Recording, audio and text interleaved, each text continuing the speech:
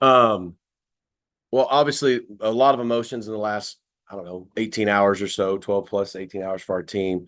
We're disappointed with that we didn't win our championship last night, but we're disappointed in the outcome, not the effort. We dug ourselves too big a hole in the first quarter with a lot of self-inflicted wounds against a good team, and then just really incredibly proud of how our team battled back, showed kind of the competitive championship character our team has. Looked like we were going to overtime, and then we just didn't close out the fourth quarter the way we needed to, which then put our playoff hopes in a little bit of limbo. And so just wait until 11, really ended up being almost 11:30 by the time they got to it today, in doubt. But we're very grateful, very, very excited that the entire body of work was rewarded. What we had been told was honored, and what happened. We were a team that was in the playoff field after the regular season. I think the whole body of work spoke for itself. I do think strength of schedule is a big deal, and you hear about that a lot. You look at our non-conference strength of schedule, I think we did pretty good. I mean, we went on the road in our first game, and then we played BYU, a 10-win team, at home. We played TCU, an 8-4 team out of the Big 12. We had a game against Vanderbilt from the SEC scheduled, and they backed out of that game. So we were always going to challenge ourselves in the non-conference, and I think that's important. And then, we went undefeated in our conference. So for the committee to honor that and reward that and not penalize our team for playing in a conference championship game and competing the way we did, I think it's a big deal for college football. I think it's a big deal for the survival of the championship weekend, which I think is important. And, and I think our team in the fourth quarter showed the country that we're a team that is capable of making noise and winning games and advancing in the playoff. And so I'm glad we got the opportunity to do it. Now we can't have a quarter like the first quarter against Penn State if we want to keep going, but we're excited to be in the field. There's 12 teams competing for a national championship, and we're one of them. So questions? Where did you watch the selection show? Who did you watch? Yeah, we didn't do a selection watch party. We all we just had a team meeting actually at 3:00 before I came in here. So I watched it at home with my kiddos and my wife in my living room, and it was just as nerve-wracking as you would think it would have been. So we were at home, and it's hard to set the scene for what that looked like, but I had some kids like on the couch with blankets covering their eyes just to hear, and I had other kids with their face down like this. And like I told Reese on the ESPN call, their production team did a great job of creating the drama. But pretty cool to see the Mustang pop up on the screen in the field, the first ever 12-team college football playoff. I think our team earned it, deserves it. I think when you look at the consistency of performance for 12 weeks plus the championship week, 2 losses to 10-win teams by 3, and we controlled a lot of the games we were in. And I think that's what good teams that should be in this field do. You beat the teams you're supposed to beat. You play well in all the big games, and our team was able to do that for 13 weeks. So that's where we were, and it was really exciting to get to walk into a team meeting totally opposite of last year when we won the conference championship at Tulane, and then we didn't get the opportunity to play in the Fiesta Bowl, had to go in and kind of console the guys. Those aren't fun, and so it was nice to get to come in and be able to tell them we're in, which they already knew, and celebrate that with them a little bit. What was kind of the early reaction from the guys in that team meeting? I mean, do you get feedback there, or just? No, they're fired up. I think they know who we are. I mean, like I said, we've proven it. The consistency of performance for our team is there. And I think they know in the first quarter, we had 2 turnovers. We had 2 issues with field position on our punt team that put our defense in a real bind. I mean, you get down 21-7, it's tough. After that, we won the game we controlled the game, but we were constantly trying to come back. And against a team like Clemson, you can't do that. So I think they feel good about who we are, but they also feel like, man, we've been so good, so consistent all year. One bad quarter, though, in a championship type caliber game, a playoff type caliber game is the difference, right? And so I think they're excited. They get another opportunity. I think they're excited to play an incredible program like Penn State in the college football playoff. We know that Happy Valley is one of the best arenas in college football to play. I mean, 100,000 whiteout, it's going to be incredibly tough. And but if you're a competitor, you want that opportunity. And like I said, just like we got the opportunity to share the field last night with a great team, we're going to get the chance to do that again here in about 13 days. So they're excited that they get another chance to go out and show the country what SMU is all about, kind of like they did in that fourth quarter. describe the support not only from the W area, but some of these coaches on national platforms and was saying that these kids were It's pretty cool. You know, I think it validates that SMU is back where we belong. We're on the national stage. We're in a big time conference. We're competing for a national championship. And our brand and our name and this team has earned the respect, not only for this team, but for our program. And, you know, I mean, when you can say, look, there was a lot of teams that deserve to be in. I mean, again, I've said the committee has a tough job to do, but we earned the right to be in before the conference championship weekend. I was really proud they rewarded that. But, you know, when the game ended last night, we were so down and dejected, but the whole country saw in that second half and then fourth quarter what we're all about, what this team's all about. And I think I said it to them. Almost, it's like we kind of felt like the last 12 hours, we were like America's team. Like everybody, when you see 95% or more of the national media, the pundits and everyone, coaches saying SMU deserves to be in, like it's not even close. They deserve to be in. That's the kind of respect they earned. And we're talking about a program like Alabama as the other option, who is a great football team. It's pretty cool. I mean, that's where we want to get to.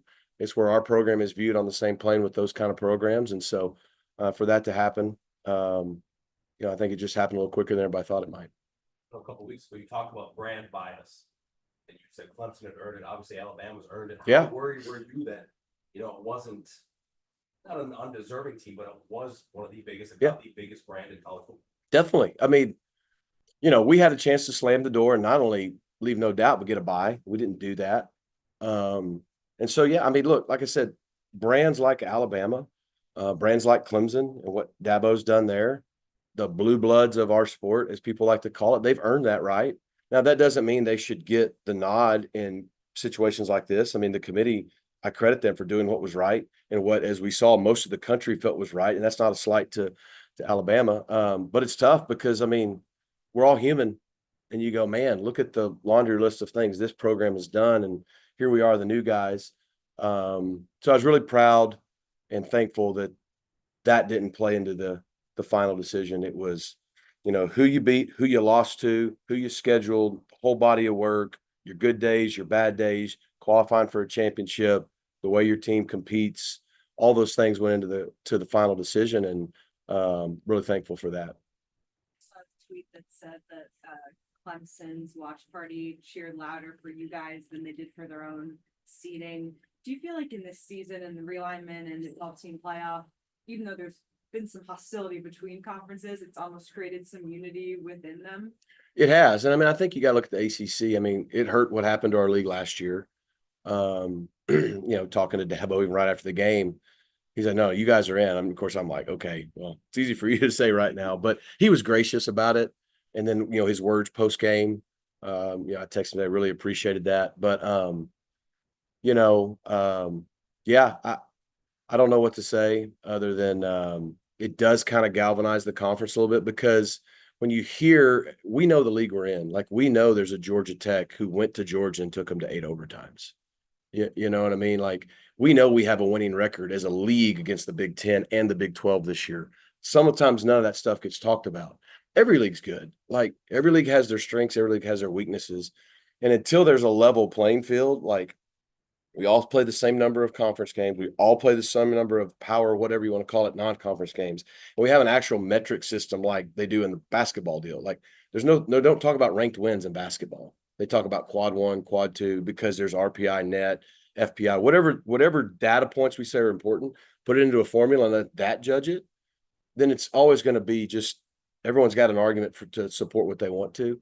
So it was really cool to hear that Clemson was happy we were in, because we are as an ACC. I mean, we battle against each other all year, but of the 17 schools in our league, heck yeah, we're happy we got 2 teams in, and now it's up to us and Clemson to go represent our league.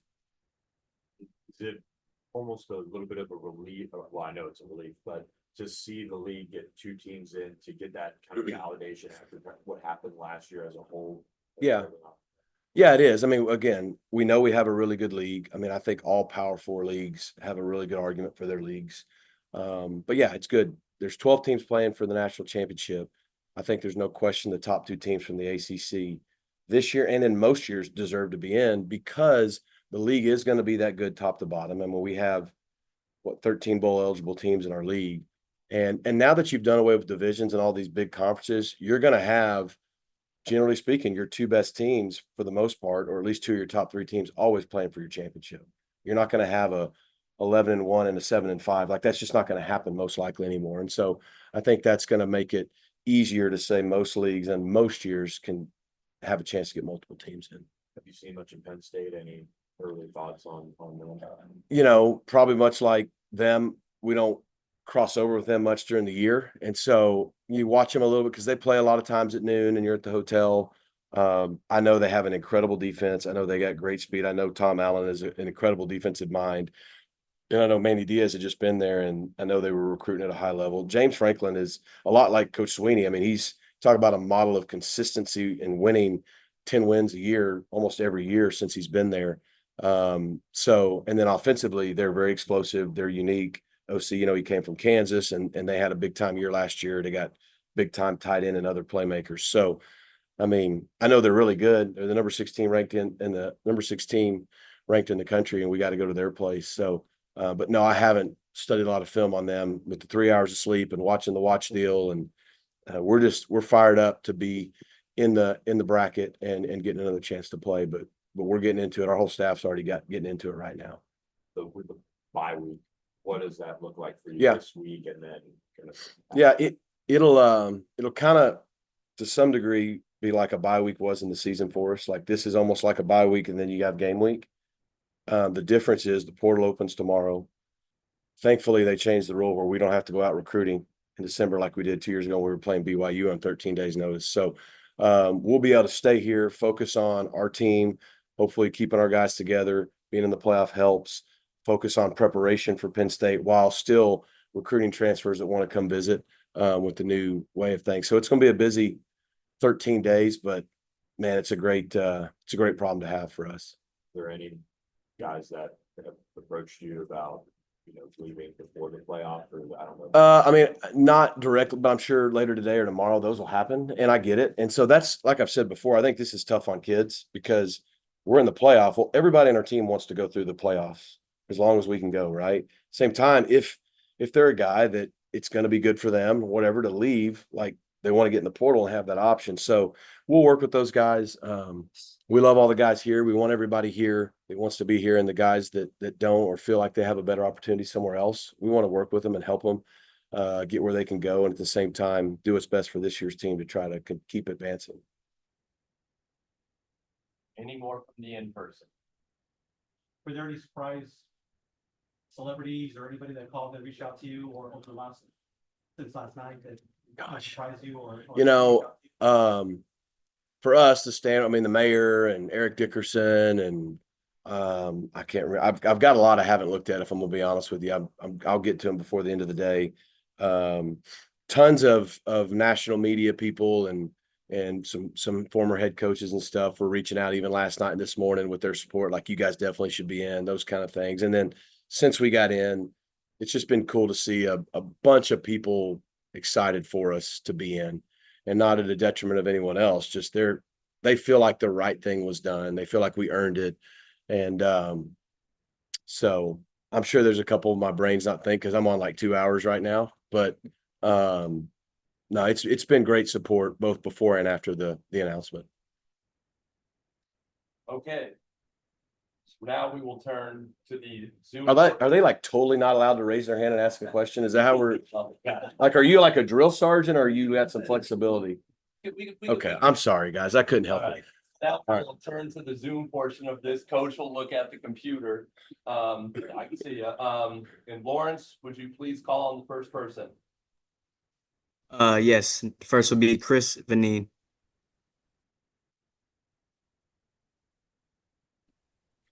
Hey Rhett, congrats on making it.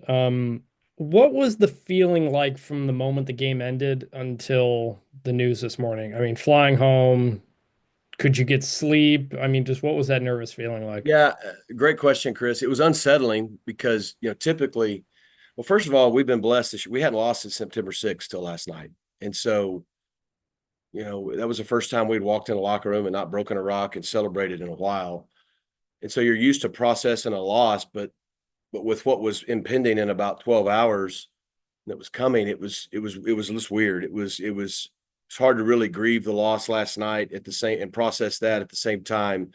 Wonder what if's now going to happen, and being unsettling knowing that everything kind of is up in the air and hangs in the balance of the committee. And so, yeah, it was a long 12 hours, kind of restless. So, and I can only imagine what it was like for our guys, because they wanted it so bad, and they feel like they did a lot of things to earn it, which they did. And so then knowing that the issue was in doubt, I think was just unsettling. It's the best word I could probably put to it. But again, it was our fault because we didn't finish the deal last night. Next we'll go Mark Henry. First of all, Coach, Mark Henry, SMU rivals, the Hill Topics. Congratulations on the win. This was kind of a road game for you guys in a hostile environment. Of course, it was closer to Clemson, a little bit of home field advantage for them. Communication-wise and things that you guys will work on this weekend heading to Happy Valley. Did this game kind of prepare you guys for that a little bit? Yeah, great question, Mark. I think it did a little bit. I mean, it was definitely a bigger Clemson crowd than SMU crowd because of proximity, but our fans did travel great. I mean, it was awesome when we were coming back. You could hear them loud. It was really cool to see so many people from SMU. I mean, you were here in the last 12 hours of taking over restaurants and airports and hotels and all kinds of stuff in Charlotte. And so we're really grateful that they were there and they helped us. I mean, it was noticed. So that probably balanced out the one-sided crowd noise, although the Clemson crowd was great, but the atmosphere in general, just being electric and being a championship level atmosphere, was really cool. I mean, we've had some great crowds at Ford Stadium this year, but they're pretty one-sided. So probably other than when we went to Louisville, that was the last time we had a crowd like that. And obviously what we're going to experience at Penn State is going to be more than anything we've experienced this year. So I thought our guys handled it fine last night. I think we had the one issue late on a snap infraction, but we didn't have a lot of those kind of penalties. It wasn't to make excuses, the last 2 weekends against Virginia and Cal, we had more false starts in those 2 games we probably had all year. I don't know how many people did or didn't know. I mean, Kevin Jennings broke his finger against Duke on his left hand. So he played, if you notice, he was wearing a glove for about 5 weeks or whatever. He stopped clapping for the cadence because he couldn't. So we had to rewire some things, and we did a pretty good job. And then by the Cal game, we were able to get him out of that. And so, but then we were kind of going back to the old cadence. So we had to kind of retweak some things, and that was probably a reason for some of those issues. I think that's why you saw last night we didn't have communication problems with the noise. We're obviously going to have to prepare for it. Like I said, we're probably going into one of the top 5 environments in all of college football, if not the best. So it was good that we had a game and an atmosphere like that leading up to the next one, for sure. Next we'll go Jacob Richmond. Hey, Coach. Thanks so much for your time today. I really appreciate it. Last night, I think you said that for the guys that their faith in the system was a little shaken as they're kind of waiting for this news to come out.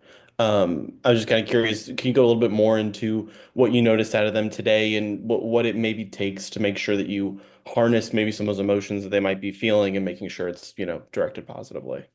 Yeah, I think they had a lot of gratitude today, and I think it, in a lot of ways, restored their faith in the system we have. That when I said shaken, we didn't know what the committee was going to do or think, but what we had heard the last couple of weeks on Tuesday night caused enough concern to not feel great, and so to see what happened, I think definitely restored their faith in that the whole season does matter. Winning your conference in the regular season the way we did matters. How you play matters. Playing in a conference championship game does matter, which we've been told it did, and it's good to see that it did. So I think they were grateful, and I do think that it helped not only our team, I think it helped all of college football go, okay, good, we still value these conference championship weekends. And I'm sure there's some things after the season we can all discuss. And look, I've got my opinions, everyone else has theirs. This isn't the time probably for that. But yeah, I think overall the mood was they were grateful. They were thankful that, in our opinion, the right thing was done, and they get another opportunity. Next we'll go David Hale. Hey, Rhett, congratulations. Two quick things, I guess. One, in your sort of heart of hearts, when you fell asleep for that luxurious 2 hours last night, uh, did you think you were going to be in? And as the follow-up to that, because this was a debate until the last minute, do you feel like you guys have to justify the committee's decision with a worthy performance when you go to Penn State? Right when the game ended, of course, it's such a raw moment. Um, I probably didn't feel great about it, right? Just because we just lost. And like I said, there was just so many different range of emotions going on from just losing the championship, the walk-off way we did after such a good comeback to college football, just all the things that were kind of up in the air. I didn't probably feel great about it at all. And then got on the bus and got on the plane. And to the question I got earlier, you started seeing what everyone who watched the game, because when you're in the moment, you don't really know what it looks like.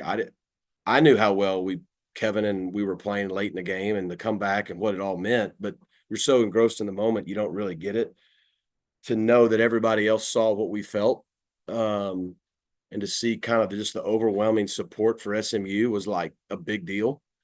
From people that probably 3 days earlier were saying we shouldn't be the team that was in. You know what I mean? Like that was cool, so that gave you a little bit of hope. And then I don't look at it, but I had guys on the staff started telling me that Vegas said we're in good shape, and that must mean something. So I was like, cool, like whatever. So I don't know. I mean, but then also know it's just 50-50, and the committee had a hard decision there. And so going to sleep, I didn't feel great, just because anytime you don't know, then you don't know. And so that's the unsettling part and the nervous part. And then even this morning I woke up and probably got up, probably went to bed at 5 something, got up around 8. And so for those 2 or 3 hours, as I would just consider keep watching whatever was on or just sit there, I probably every 5 minutes I went back and forth until I saw the Mustangs. So yeah, not fun situation being for anybody, but thankful it went our way. Next, we'll go Christopher Heidel. Hey, Coach, Chris Idell from Herbert Radio in Baltimore. I want to make up for my worst question I asked you last night at the at the ACC championship thing. I apologize.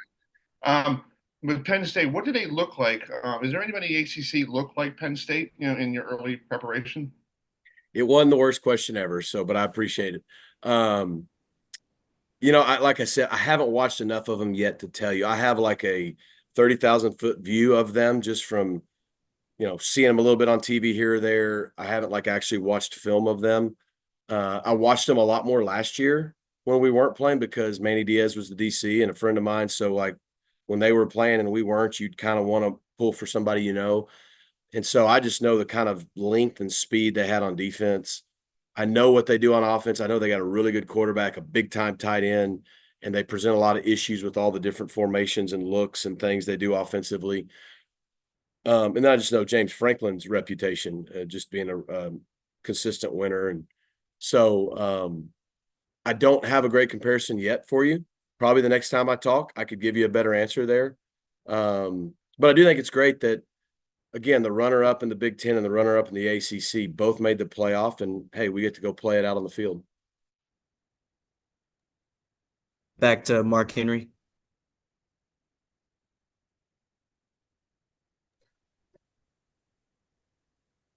Sorry about that. Hey, Coach, Mark Henry, SMU Rivals. Take us through that last drive. I think that was the epitome of what you guys have done, and I think that's the reason that you guys are in. You showed the grit and the guts, and Kevin's maturity this year has been on a national stage every time you guys have kind of done these type of things. Speak on him and just that last drive. What was the thought process? Yeah, I mean, I think Kevin was just nails in the fourth quarter. And really, we had 86 snaps. I think he probably had 3 or 4 bad plays. I mean, he played really well.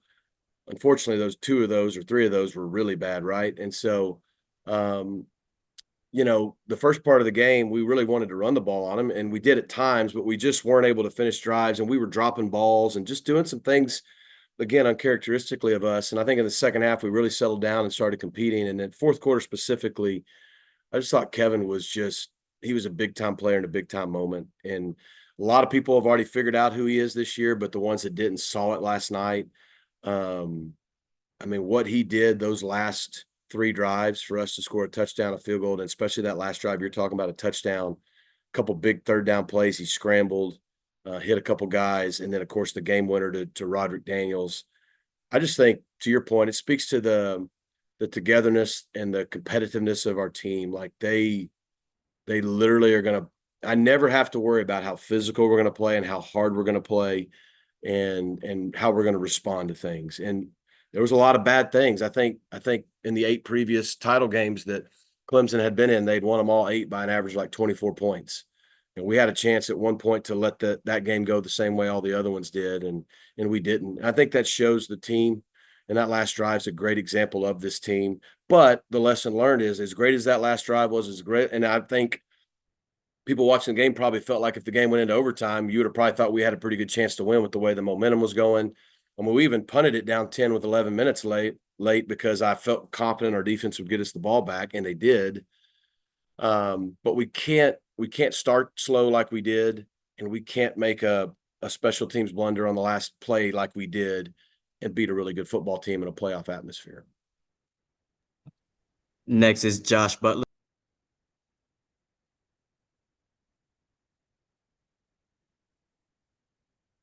Hey, Coach. Josh Butler, SMU Rivals.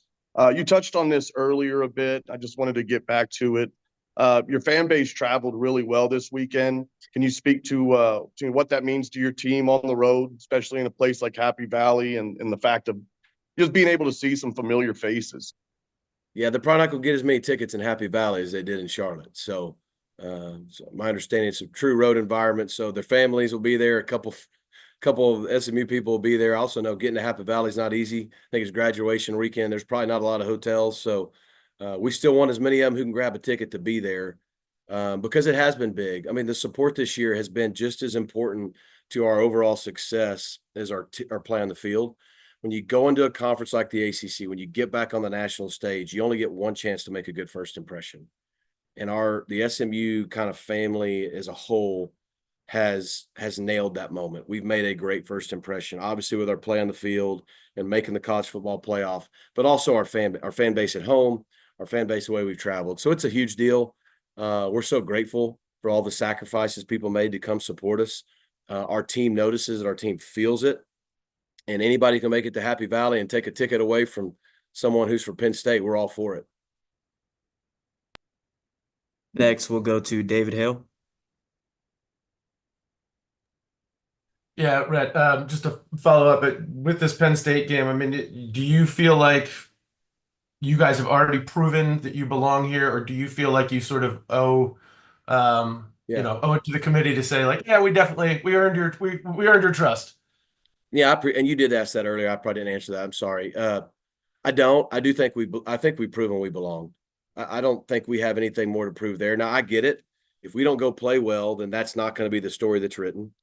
And so, yeah, to help the narrative be that we belong, we do need to go play well. But I don't think we have to prove anything. I think what we've done proved enough, and that's why the committee put us in the playoff. And obviously, every year, the teams that are the last couple to get in versus the one that don't, that's going to be looked at, right? And so I think we need to do 2 things. I think for our team, because we know what kind of team we have, we also know how incredible our opponent is. We need to go play our best game for ourselves to prove to ourselves that we continue to be who we thought we were. And we need to go represent our league, at a time where everyone wants to fight and compete for their league, which is fine. That's what makes our sport great. Us and Clemson have the opportunity to go in there and say, no, the ACC is one of the big time leagues, like we know it is, and we get to go prove it. So, yeah, I mean, bragging rights are on the line. I mean, I think you got an ACC Big Ten game. I think you got an SEC ACC game. I think you got another Big Ten SEC game, in the first round. Yeah, I mean, it's no different than March Madness. When all the teams get in, then everybody tracks which conference does the best, but then it doesn't really carry over to the next year. So we want to represent SMU. We want to represent the ACC. Yeah, I would love to go out and validate, hey, the committee made the right decision. But I don't know if the outcome of that game is going to necessarily say yes or no. but sure, we'd like to do that. Last question goes to Chris Vanine. Yeah, Rhett, I mean, it was announced recently that you had agreed to a contract extension. You were here with Sonny when you guys first started this rebuild. To be here in the first year of the ACC, just how far can SMU go now with as far as it's come since what, 2018 or 19 when you first got here? Yeah, great question. I mean, this is a special place, and I'm just fortunate to be the coach here at a special time when everything is in a really good place. And I think this is where we wanted to get to, competing for ACC championships, competing to be in the college football playoff for a national championship again on the national stage where we've been before as a school and as a program, just not for a long time. We got there pretty quick in year one. So obviously we've now created higher expectations for ourselves, but that's okay. This is what we want to continue to do. I do think we can build a program that could be looked at consistently year in and year out to compete for an ACC championship. And if we're one of those teams in the ACC that can year in, year out be viewed as a team in the preseason that has a chance to win it, then year in, year out, we're going to be a team that has a chance to compete to be in the college football playoff, whether it's 12, 14, 16, wherever that number settles. And so we've proven it can be done.